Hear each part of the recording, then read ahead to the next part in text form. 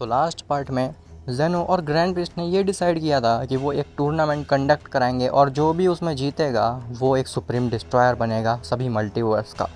अब उसके आगे, लेकिन उससे पहले तुम वीडियो को लाइक करो, और अगर तुम्हें ऐसे ही मांगास और मूवीज़ देखना पसंद है तो चैनल को भी सब्सक्राइब कर देना ताकि आगे आने वाली वीडियोस तुम्हें सबसे पहले मिल सकें।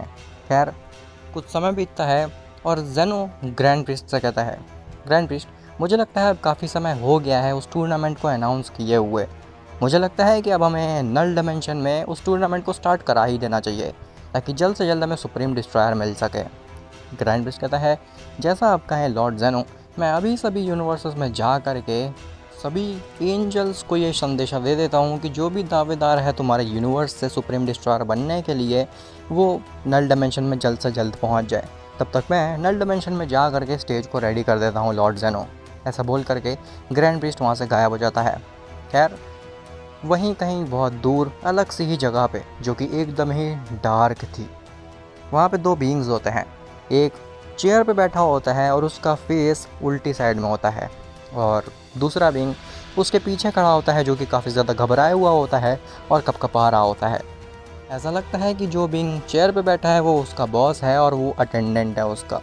खैर, अटेंडेंट अपने बॉस से कहता है कि लॉर्ड, मुझे नहीं लगता कि अब हम उस मल्टीवर्स में एंट्रेंस कर सकते हैं, क्योंकि अब उन सभी बीइंग्स ने ऐसी कोई भी वीक स्पॉट नहीं छोड़ी अपनी मल्टीवर्स पे जहाँ पे हम हमला करके उस मल्टीवर्स पे एंट्री पा सकें।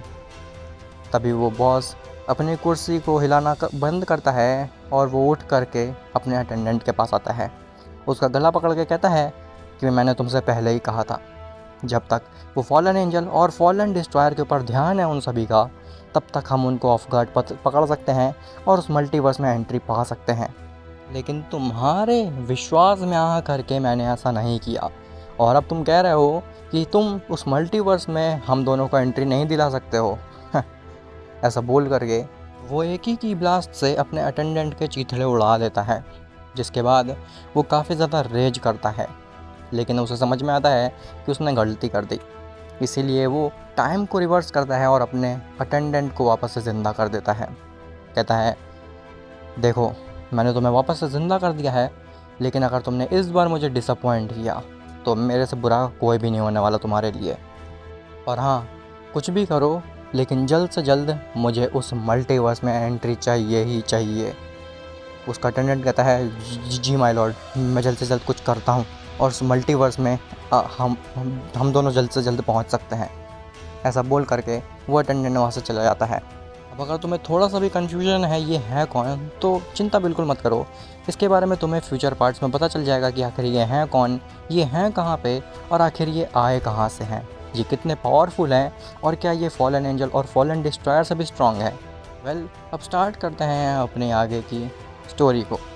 तो गोकू और वजीटा जैसा ज़ालामा बता रहा होता है वैसी ट्रेनिंग कर रहे होते हैं, लेकिन गोकू और वजीटा ज़ालामा के स्टैंडर्ड्स को मीट नहीं कर पा रहे होते हैं। ज़ालामा इतनी हार्श ट्रेनिंग करवा रहा होता है गोकू और वजीटा से कि गोकू और वजीटा ज़ालामा के 1% ऑफ ट्रेनिंग को भी कंप्लीट नहीं कर पा रहे होते। ज़ालामा कहता है, तुम कैसे मॉर्टल हो? मेरे जो पिछले बीइंग्स थे वो मेरे पूरी ट्रेनिंग को केवल कुछ सेकंड में ही पूरा कर लेते थे, और तुमने कुछ दिन लगा दिए हैं और स्टिल तुम मेरी ट्रेनिंग का 1% भी नहीं ख़त्म कर पाए हो अब तक। काफ़ी डिसअपॉइंट किया तुमने मुझे गोकू और वजीटा। गोकू कहता है कि क्या हमसे पहले जो आपके स्टूडेंट्स थे वो ये ट्रेनिंग 1 सेकंड से पहले कर देते थे? ऐसा कैसे हो सकता है? ये तो अगर कोई बियॉन्ड गॉड है तो वही कर सकता है ऐसी चीज़ें। एक मॉर्टल या फिर गॉड के बस की बात ही नहीं है ऐसी ट्रेनिंग कर पाना। ज़ालामा कहता है, हाँ, अब ओवर एक्टिंग करना बंद करो, मुझे पता है ये बहुत ही ज़्यादा इजी ट्रेनिंग है। वजीटा कहता है, सच में लॉर्ड ज़ालामा, आपको लगता है कि ये बहुत इजी ट्रेनिंग है? आपने ये जो हमें सूट दे रखा है ये ऑलरेडी एक यूनिवर्स जितना भारी है, और आप चाहते हैं कि हम इस यूनिवर्स जितने भारी सूट को पहन करके लाइट की स्पीड से भी ज़्यादा तेज़ फाइट करें, और वो भी यहाँ पे जहाँ पे ग्रेविटेशनल पुल भी अर्थ के मुकाबले लाखों गुना ज़्यादा पावरफुल है। ज़ालामा कहता है, अब बहाने देना बंद करो और स्टार्ट करो अपनी ट्रेनिंग को। अगर तुमने थोड़ी सी भी और डिले किया या फिर देरी की तो फिर मैं तुम्हारे इस वज़न को और भी ज़्यादा बढ़ा दूँगा। गोकू और वजीटा के पसीने छूट जाते हैं और कहते हैं, नहीं लॉर्ड, और और ना बढ़ाइए भार, हम वैसे ही इतना काफ़ी मुश्किल से झेल पा रहे हैं, हम करते हैं ट्रेनिंग। सालामा कहता है लेकिन ध्यान रखना, तुम गलती से भी अपनी यूनिवर्सल ट्रिक एनर्जी या फिर किसी भी फॉर्म का इस्तेमाल नहीं करोगे। अगर तुमने ऐसा किया तो फिर मुझसे बुरा कोई भी नहीं होगा। गोकू कहता है जी लॉर्ड सालामा, आप बिल्कुल चिंता मत करिए, मैं तो फंस गया हूँ यहाँ पे आकर के। वजीटा, क्या तुम्हें लगता है कि ये सही डिसीज़न था हम लोगों का लॉर्ड सालामा के साथ ट्रेनिंग करने का? वजीटा कहता है चुप करो खैकरॉट और ट्रेनिंग करो, नहीं तो अगर हमारा इस सूट का वज़न और ज़्यादा बढ़ गया तो हम ट्रेनिंग करते ही मर जाएंगे। खैर, वहीं दूसरी तरफ ग्रैंड प्रीस्ट नल डायमेंशन में उस अरीना को रेडी कर चुका होता है और उसने सभी यूनिवर्सेस में संदेशा दे भी दिया होता है कि एंजल्स अपने यूनिवर्स के मॉर्टल्स को लेकर के नल डायमेंशन में आ जाएं। कुछ समय के बाद सभी एंजल्स अपने यूनिवर्सेस के जो सबसे स्ट्रॉन्गेस्ट मॉर्टल्स होते हैं उनको लेकर के पहुंचती है नल डायमेंशन में। जिसके बाद वहाँ पे जेनो आता है और वो दोबारा से उस टूर्नामेंट के रिवॉर्ड को दोहराता है। जेनो कहता है तुम सबको तो पता ही होगा कि जो ये टूर्नामेंट जीतने वाला है उसे मैं सुप्रीम डिस्ट्रॉयर बनाऊंगा सभी यूनिवर्सेस का। लेकिन एक और चीज़ है, जो भी मॉर्टल इस अरीना में एंटर करेगा या फिर पार्टिसिपेट करेगा इस टूर्नामेंट में, या तो वो सुप्रीम डिस्ट्रॉयर बनेगा या फिर वो मारा जाएगा। तुम लोग किसी भी हद तक जा सकते हो, तुम लोग अपनी पूरी जान लगा सकते हो और चाहो तो तुम अपनी गॉडली फॉर्म्स को भी दिखा सकते हो और किसी भी मॉडल को मार सकते हो या फिर इरेज कर सकते हो। तुम्हें पूरी छूट है आज के इस टूर्नामेंट में कुछ भी करने की, क्योंकि एक डिस्ट्रॉयर की जो नेचर होता है वो ऐसा ही होता है, पूरा डिस्ट्रक्शन से भरा। इसीलिए ये टूर्नामेंट भी पूरा डिस्ट्रक्शन से भरा होना चाहिए और मुझे एक भी मॉडल अगर शांति से और पैसिवली खेलता दिखा इस टूर्नामेंट को तो उसे मैं ऑन द स्पॉट ही रेस कर दूंगा। तो जितने भी मॉडल्स यहाँ पे उपस्थित हैं वो सोच समझ के इस टूर्नामेंट में या फिर इस अरीना में एंटर करना, क्योंकि अगर तुमने हल्की सी भी मिस्टेक की या फिर मुझे लगा कि तुम डिस्ट्रॉयर के लिए एलिजिबल नहीं हो तो मैं खुद ही तुम्हें रेस कर दूंगा। इसके बाद काफ़ी सारे मॉडल्स तो घबरा जाते हैं, लेकिन ब्रोली, गोहान, फ्रीज़ा, जीरेन, हिट और टोपो, इनके माथे पे एक पसीना भी नहीं आता, बल्कि ये तो कॉन्फिडेंट होते हैं कि यही जीतेंगे इस टूर्नामेंट को। वो ये सभी मॉडल्स एंटर कर जाते हैं उस अरीना में और कहते हैं लॉर्ड ग्रैंड प्रिस्ट, आप टूर्नामेंट को स्टार्ट कर दीजिए। ग्रैंड प्रिस्ट कहता है क्या और किसी भी यूनिवर्स के मॉडल को नहीं आना इस अरीना में, केवल यही 6 मॉडल्स लड़ेंगे? तो एंजल्स कहती हैं कि लॉर्ड ग्रैंड प्रीस्ट, मुझे लगता है कि लास्ट टूर्नामेंट ऑफ पावर के बाद से हमारे यूनिवर्सेस के मॉडल्स का मनोबल काफ़ी ज़्यादा डाउन हो चुका है और उन्हें लगता है कि इन मॉडल्स के सामने वो कुछ भी नहीं है। ग्रैंड प्रिस्ट कहता है ठीक है, फिर मैं इन्हीं 6 मॉडल्स के साथ में इस टूर्नामेंट को स्टार्ट करने का ऐलान करता हूँ। लेकिन तभी एक आवाज़ आती है कि नहीं, मैं भी इस टूर्नामेंट में पार्टिसिपेट करूँगी।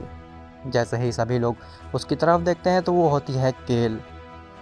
वादोस कहती है केल, क्या तुम सच में इस टूर्नामेंट में पार्टिसिपेट करना चाहती हो? केल कहती है जी, मैं इस टूर्नामेंट में ना ही केवल पार्टिसिपेट करूंगी बल्कि लॉर्ड चांपा की जगह भी लूँगी।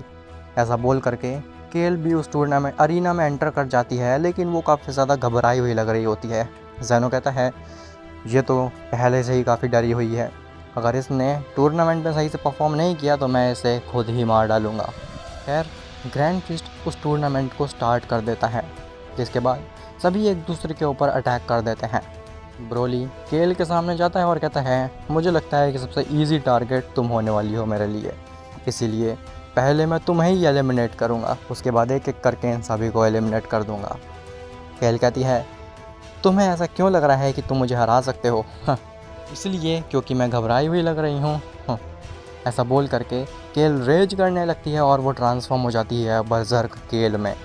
जैसा ही केल बर्जर्क केल में ट्रांसफॉर्म होती है, उसकी एनर्जी में इंक्रीज़ देख करके सभी मॉर्टल्स दंग रह जाते हैं, लेकिन जिरेन एकदम शांत खड़ा होता है। ब्रोली कहता है ओह, तो यूनिवर्स 6 के पास भी एक बर्जर्क सेयन है, तुमसे फाइट करने में तो और भी ज़्यादा मज़ा आएगा। ऐसा बोल करके ब्रोली भी रेज करता है और अपने सुपर सेन 2 फॉर्म में ट्रांसफॉर्म हो जाता है। जिसके बाद ब्रोली केल के ऊपर अटैक करता है, लेकिन केल अपनी जगह से हिलती भी नहीं है। केल कहती है क्या कहा था तुमने मुझे, इजी टारगेट हूँ मैं। अभी मैं तुम्हें दिखाती हूँ कि आखिर क्या कर सकती है ये केल।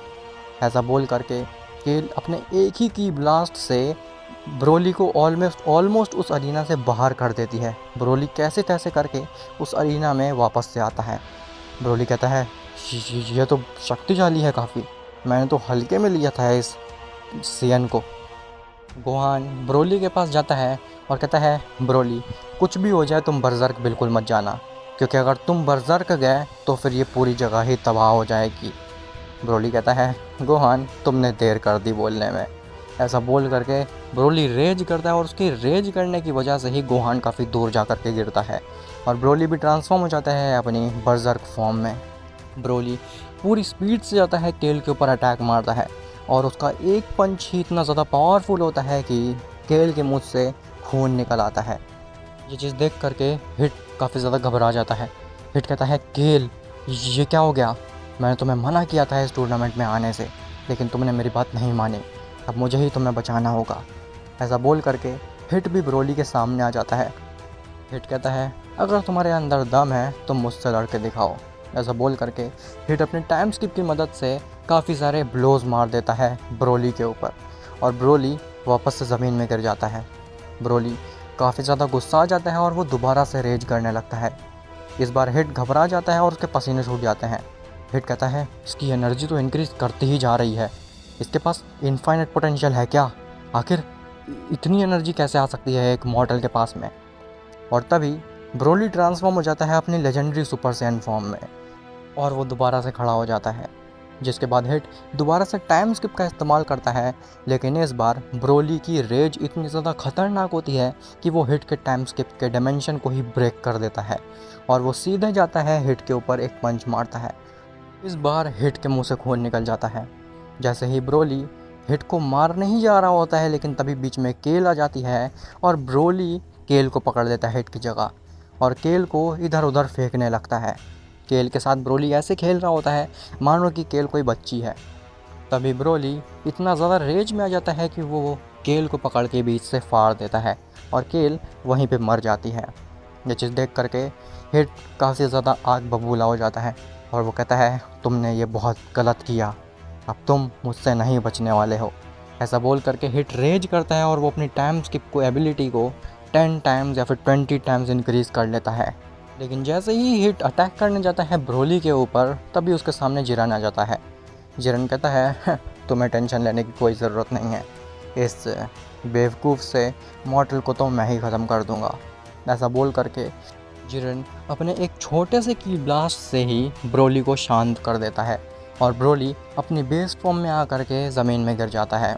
ज़ेनो कहता है ग्रैंड प्रीस्ट अब तो मुझे लगता है कि ये टूर्नामेंट कोई भी जीते मैं तो ब्रोली को ही बनाना चाहूँगा, इस मल्टीवर्स का सुप्रीम डिस्ट्रॉयर। क्या तुमने देखा नहीं ये कितना ज़्यादा कूल था, उसने इस टूर्नामेंट में एंटर करते ही ये ऑलरेडी एक मॉर्टल को मार दिया है, वो भी काफ़ी ब्रूटल तरीके से। ग्रैंड प्रीस्ट कहता है लॉर्ड ज़ेनो फ़िलहाल ये टूर्नामेंट चल रहा है, अभी टूर्नामेंट ख़त्म नहीं हुआ, अभी काफ़ी कुछ देखना बाकी है। तभी जिरन ब्रोली की तरफ बढ़ने लगता है और कहता है इसे तो मैं अभी ख़त्म कर देता हूँ ताकि बाद में कोई दिक्कत ना दे ये मुझे। लेकिन जैसे ही वो ब्रोली के नज़दीक पहुँचता है तभी वहाँ पे गोहान और फ्रीज़ा आ जाते हैं। गोहान कहता है क्या हुआ, तुम हमारे यूनिवर्स के मॉर्टल के ऊपर अटैक करने जा रहे हो और तुम्हें लगता है कि हम ऐसा करने देंगे? तुमने बिल्कुल गलत सोचा। फ्रीज़ा कहता है हाँ गोहान, मेरा तो पिछले टूर्नामेंट ऑफ पावर का कुछ बदला भी बाकी है इस जिरन से। अब आखिर क्या गोहान और फ्रीज़ा मिल करके जिरन को हरा पाएंगे या फिर जिरन को हरा पाना एकदम नेक्स्ट टू इम्पॉसिबल हो गया है अब, क्योंकि अब उसने कुछ ऐसा अचीव कर लिया है जिसे हरा पाना एकदम नेक्स्ट टू इम्पॉसिबल है। वेल ये सब तुम्हें पता चलेगा नेक्स्ट पार्ट में।